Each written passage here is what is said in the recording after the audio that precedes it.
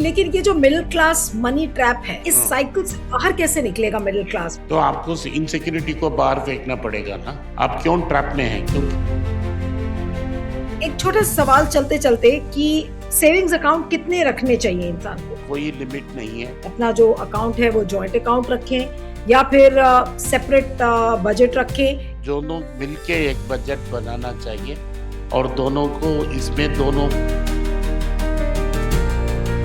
नमस्कार, स्वागत है आपका पैसा बोलता है में। मैं हूँ नीरू व्यास और आपके रोजमर्रा की जिंदगी से जुड़े हुए सवाल हैं, उनके छोटे-छोटे जवाब जो कभी आप कंफ्यूज हो जाते हैं कि आखिर हम स्पेंडिंग कैसे करें, वेल्थ को हम अपने कैसे बढ़ाएं, तो उसी से जुड़े कुछ सवाल हैं, हर एपिसोड में आपके लिए लेकर आते हैं। और आज जो हमारा एपिसोड है उसमें हम बात करेंगे, नहीं लेकिन जो मिडिल क्लास फैमिलीज होती हैं, जो नए सेटल्ड लोग होते हैं, अब वो किराए के घर में जैसे रहते हैं, रेंट का उनका घर होता है, रेंट आपके सैलरी का कितना प्रतिशत रेंट जाना चाहिए? 25%, 50%?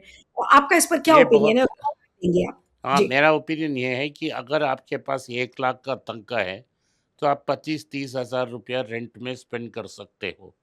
लेकिन प्रॉब्लम ये है कि जब आप कैरियर स्टार्ट कर रहे हो तो rent as a percentage of salary बहुत ज़्यादा होगा। लेकिन जब आप लाइफ में प्रोग्रेस करते हो ना, 10 साल बाद आप 3 लाख 4 लाख कमा रहे हो, उस समय भी वही 40 30 40 हज़ार पे होना चाहिए। मेरा तनख्वाह बढ़ गया तो मैं ईएमआई को बढ़ूंगा ना, मैं रेंट को बढ़ाऊंगा, वो स्टुपिडिटी है। मेरा सैलरी 50,000 से 2 लाख गया, लेकिन रेंट 25,000 से 1 लाख नहीं जा सकता, 25,000 से 40,000 जा सकता है। बिल्कुल। तो लेकिन जो रेंट इन्फ्लेशन पे अपना आंख रखना चाहिए। लेकिन जो मेट्रो सिटीज़ में जो लोग रहते हैं, अक्सर ये कन्फ्यूज़न होता है कि भई हम अपनी ग्रोसरीज़ पर हम कितना खर्च करें? हमारी जो परिवार की जो ज़रूरतें हैं, नीड्स ऑफ द फैमिली है, उस पर हम कितना खर्च करें और ख़ासकर मेट्रो सिटी में। तो इस कन्फ्यूज़न, इस दुविधा को आप कैसे दूर करेंगे आनंद जी? बगल की मार्केट में जाके सब्जी वगैरह लेते हो, सब्जी, मांस, अंडे ये सब लेते हो, उतना एक्सपेंसिव नहीं होगा। एक्सपेंसिव जब मंथली आप एक बार जाके बड़े सुपरमार्केट डी मार्ट में लेके आते हो तो एक्सपेंस नहीं होगा। जो ग्रोसरी और ईटिंग एक्सपेंस तब आता है कि आप बहुत बार बाहर से खाना ऑर्डर कर लेते हो। अगर आप कितने बार स्विगी जोमेटो को यूज़ करते हो, ये पहला क्वेश्चन है। तो अगर आप स्विगी और ज़ोमैटो पे कंट्रोल पाओगे, तो आपका ग्रोसरी एक्सपेंस कम हो जाएगा। दूसरी चीज़ है, महीने में कितना बार बाहर विज़िट करके खाना खाते हो? अगर आप उसके कम कर सकते हो, उसे बजट कर सकते हो, तो ग्रोसरी उतना बड़ा नहीं होगा। ये क्योंकि जब सैलरी एक्सपेंड होती है, grocery as a percentage of salary कम होती है। मैं हम 3 बार ही खा सकते हैं। सो अगर 2 आदमी हैं तो 6 लोग खाना करते 6 बार खाना होगा। तो बिकॉज़ यू आप बहुत साल तनख्वाह बढ़ गया, इसका मतलब नहीं है कि आपकी ईटिंग हैबिट्स बदल गई। बिल्कुल। सो आप ईटिंग हैबिट्स कांस्टेंट रखें। और हुँ, दूसरी बात ये है कि हम ब्रांड पे ना जाएँ। दूसरी बात है कि जब हम सैलरी करते हैं ना, तो सैलरी बढ़ती है, तो हम ज़्यादा का ब्रांड्स लेते हैं। तो हुँ, आपको ब्रांड कॉन्शियस होना पड़ेगा। हुँ, क्या ऑर्डर कर रहे हो? तो क्या ले रहे हो? दैट इज़ मैंने बोलता हूँ ना, आपको मार्केट में लेके जाना है। अगर हुँ, आपको ब्रांड्स खरीदना है तो डीमार्ट जैसे स्टोर पे जाएँ, बिल्कुल। महीने को एक बार एक लिस्ट बनाएँ, शॉपिंग एक्सपीडिशन पे जाएँ, तो आपको बजट में रह सकते हैं। नहीं, लेकिन लेकिन अगर सर अगर आप फ्रीलांसर्स हैं, अगर मान लीजिए जब आप बजट बना रहे हैं, आपने बजट बनाने की बात की, लेकिन जब फ्रीलांसर्स होते हैं और उनको बजट कैसे बनाना चाहिए? क्योंकि उनकी इर्रेगुलर इनकम होती है, कई बार उनको तो समझ नहीं बजट आता। टाइट होना चाहिए। जी, बजट टाइट होना चाहिए ना मैडम। अगर आप फ्रीलांस कर रहे हो तो आप और केयरफुली बजट करेंगे ना। आप 2-3 शॉप्स जाएँगे, आपको पता होगा हमको ये सब लेना है। और आप अब अगर आप फ्रीलांस कर रहे हैं, आपके पास टाइम भी और होगा, तो आप केयरफुली प्लान कर सकते हो कि किधर से आप क्या बल्क ले ले सकते हैं। आप 3 महीने के लिए कुछ सामान खरीद सकते हो। तो आपको बजटिंग टाइट करना है जब तक आपका आमदनी बढ़ेगा नहीं। बिल्कुल। फ्रीलांसिंग में क्या होती है, इनिशियली सैलरी लो होती है, लेकिन अगर आपने एस्टैब्लिश हो गया तो आपका तनख्वाह बढ़ेगा, क्योंकि जिसे हम इकोनॉमिक्स में पिन कोड सैलरी बताते हैं।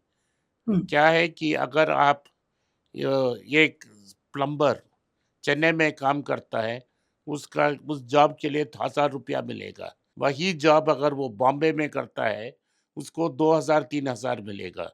अगर वही plumbing job, same plumbing job Dubai में करता है, उसको 10,000 मिलेगा। तो इसको पिन कोड इन्फ्लेशन कहते हैं। आपकी जब इन्फ्लुएंस बढ़ती है, जैसा बोमन ईरानी जब पहले बार पिक्चर में काम किया, तो उसको कुछ तनख्वाह ही नहीं मिला होगा। हुँ, लेकिन आज वो एस्टैब्लिश्ड कैरेक्टर एक्टर हो गए हैं, बिल्कुल, तो हर बिल्कुल। अपीयरेंस के लिए 1 दिन के लिए 5-10 लाख माँगेंगे। तो इनिशियली फ्रीलांसर विल स्ट्रगल, लेकिन वन्स वो एस्टैब्लिश हो गया, तो मुँह माँगा रकम उनको मिलेगा। बिल्कुल, बिल्कुल। तो लेकिन इनकम इनकम इर्रेगुलर होगा, तो बजट को टाइट रखना चाहिए। बिल्कुल। अ, ये एसआईपी क्या चीज़ है? और इमरजेंसी फंड्स के पहले क्या हमें एसआईपी करना चाहिए ये भी और क्या ये एक मिस्टेक है? अक्सर लोग ये बात करते हैं, तो थोड़ा अगर आप एक्सप्लेन कर सकें कि ये एसआईपी क्या है और इमरजेंसी फंड्स के पहले क्या हमें ये करना चाहिए? क्या ये गलती है? पहला इमरजेंसी फंड ही लेना पड़ेगा। मेरा हिसाब से आपको लगभग 100 से 150 ग्राम सोना इमरजेंसी फंड में पहला अकोमोडेट करना पड़ेगा। दैट इज़ नोन, ये बहुत इम्पोर्टेंट रूल है। दूसरी चीज़ है आपको हेल्थ इंश्योरेंस लेना पड़ेगा और तीसरी चीज़ है आपको टर्म इंश्योरेंस लेना पड़ेगा। ये 3 नॉन नेगोशिएबल और पहले चीज़ ये 3 काम आपको करना पड़ेगा। उसके बाद ही आप इन्वेस्ट के बारे में सोचना पड़ेगा। एसआईपी एक सिस्टमैटिक इन्वेस्टमेंट प्लान कहते हैं, जो मंथ की पहले दिन ही आप म्यूचुअल फंड में इन्वेस्ट करने के लिए, इसे डॉलर कॉस्ट एवरेजिंग कहते हैं और इसे स्मार्टली म्यूचुअल फंड्स मार्केट करते हैं। ताकि आपने एक फंड को सब्सक्राइब किया, 10 साल के लिए बिना आपके पता पैसा जाता ही रहेगा। आप चेक ही नहीं करेंगे क्या हमारा फंड कैसा परफॉर्म कर रहे हैं। हुँ, हर महीना इन्वेस्ट करना इम्पोर्टेंट है, लेकिन ये ऑटो पायलट में नहीं होगा। सितंबर 2024 में निफ्टी ने 26,400 तक टच किया। उधर से मार्केट 26,400 को पार ही नहीं कर पाया, वहीं का वहीं हुँ, ठहर गया। हुँ, हुँ, लेकिन अगर आपने सिप किया है, पिछले 2 साल में आपका कोई रिटर्न ही नहीं हाथ होगा। अगर आपने कम से कम सेफ बॉन्ड ले ली, जैसा रिज़र्व बैंक ऑफ इंडिया की बॉन्ड आपने खरीदी, तो आपको 7.5 से 8% तक का रिटर्न मिल जाता। तो 2 साल में आपके पैसा में 16% रिटर्न आ जाता। अगर आपने ₹100 लगाया, आपको ₹116 मिल जाता। लेकिन जो सिप करते हैं पिछले 2 साल में, उन्होंने ₹200 ₹100 लगाया, ना कि उनको पैसा कुछ नहीं मिला, लेकिन एक्सपेंस रेशियो में ₹2 ज़्यादा चला जाता है। ₹100 ₹98 हो जाता है। अगर आपने सेफेस्ट इन्वेस्टमेंट की भी होती, तो ₹100 ₹115 हो जाता है। तो SIP is a good idea, लेकिन आपको ये पता ना लगाना चाहिए, मार्केट किस दिशा में जा रही है। आप ये नहीं जान सकते हैं कि मैंने सिप कर दिया, मैं अपना नौकरी करूँगा और बिल्कुल। मार्केट के को देखूँगा भी नहीं। हुँ, सो आपको पता होना चाहिए किस फंड में आपने इन्वेस्ट किया, कितना हुँ। इन्वेस्ट किया और हर 3 महीने के एक बार कितना रिटर्न आ रहा है, 3 टू 6 मंथ्स वन्स आपको पीरियोडिकली चेक करने पड़ेगा। बिल्कुल, एक छोटा सवाल इसके पहले कि मैं एपिसोड को क्लोज़ करूँ कि ज़्यादातर जो बजटिंग होती है, उसकी ट्रैकिंग बड़ा इम्पोर्टेंट होता है, तो उसको हम ऐप के ज़रिए ट्रैक करें या फिर एक्सेल पर ट्रैक करें क्या चीज़ ज़्यादा बेहतर होती है आपके हिसाब से? मैं कंप्यूटर को इसमें बिलीव ही नहीं करता। हाथ से ओके। लिखने से ही बेहतर है, क्योंकि हुँ, मसल मेमोरी बेटर है। एक जापानीज़ लेडी थी, 1908 में उन्होंने एक बजटिंग बुक प्रिंट की, उसका नाम है केकेबू। तो आप गूगल कर सकते हो केकेबू एक्सपेंसेस। उस बुक में महीने का एक्सपेंस, क्वार्टर का expense, yearly expense, half yearly and even weekly expense तक है।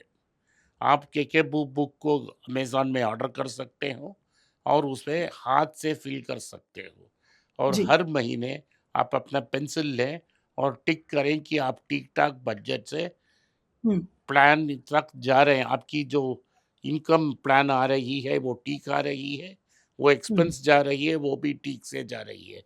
हुँ, हर महीने में 1 घंटे आपने स्पेंड किया, जी, तो आपका फाइनेंसेस बहुत इम्प्रूव हो जाएगा। हुँ, ठीक है। चलिए आज का एपिसोड यहाँ पर ख़त्म करते हैं। आपका बहुत-बहुत शुक्रिया Anand ji. Thank you so much for joining. Thank you. Thank you.